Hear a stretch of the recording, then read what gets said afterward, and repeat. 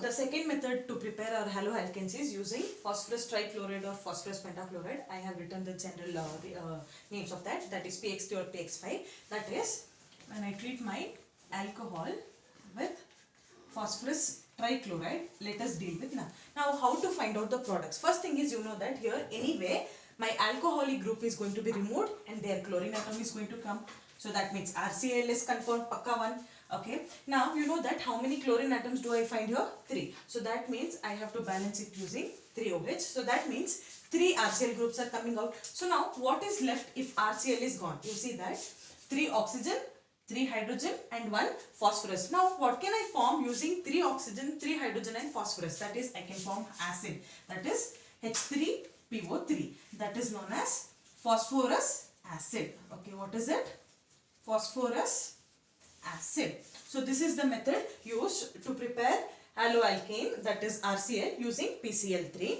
Now suppose you should know one thing, that here PCl3 is available in readily, okay, but PBr3 and PI3 is not available readily. So we have to use some immediate indirect method to prepare PBr3 and PI3. That is, I have to treat my bromine atom with red phosphorus. Okay, I have to treat red phosphorus with bromine atom to form PBr3.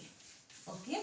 Now, if you want to balance the reaction, you can balance it. If not, you can use it like that only. Okay. When I treat red phosphorus with this bromine atom, I get PBr3. After that, I can use it to form haloalkanes. That is, I can take ROH and then treat it with PBr3. Again, the same method goes where I have to balance it such that I get 3 RBr plus what is remaining? H3PO3. So this is an indirect method. The red phosphorus and bromine we are combining to prepare PBr3 first. Then we are going to react with it to get this. It can be done for iodine also, the same method. Okay. Next, moving on, I have to move for phosphorus pentachloride. That is, when I take my alcohol group and treat it with phosphorus pentachloride. Now you know that again same thing, here ROH is going to be removed and be forming Cl. But now again you cannot go for the same logic that there was 3 atoms I'm going to balance that. That is not the way. Okay. Sometimes it changes, the way changes. Now here what I have to do is, there is RCl group. Then what else can I form? You see that there is one H and there is Cl. I might form HCl. Right. And then now we have to see what else is left. There is one oxygen left, P left and 3 Cl left. So what can I form? POCl3. So what are the products formed? One is RCl, my main group, and the second one is HCl and then POCl3. Okay.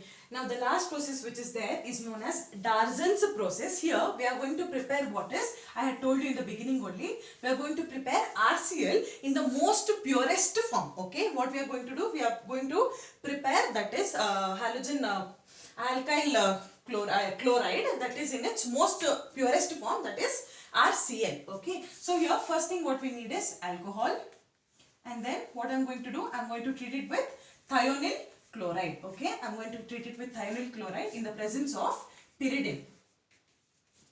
So here what and all I get is, first thing is, you know, it is confirmed, that is RCl. What is there?